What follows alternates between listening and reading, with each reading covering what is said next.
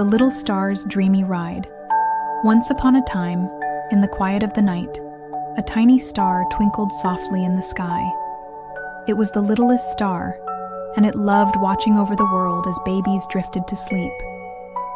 One night, the littlest star saw a sleepy baby curled up in a cozy crib, yawning a big, gentle yawn.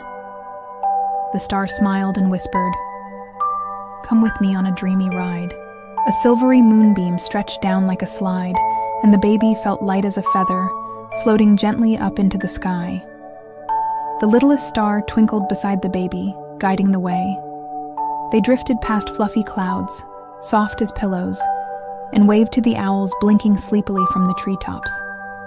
The wind hummed a sweet lullaby as they soared higher and higher.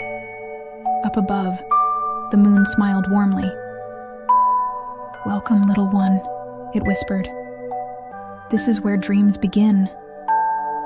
The littlest star showed the baby a sky full of twinkling lights, each one a tiny wish. "These stars are watching over little dreamers like you," it said. "They send sleepy magic down to earth." As the baby listened, their eyes grew heavy.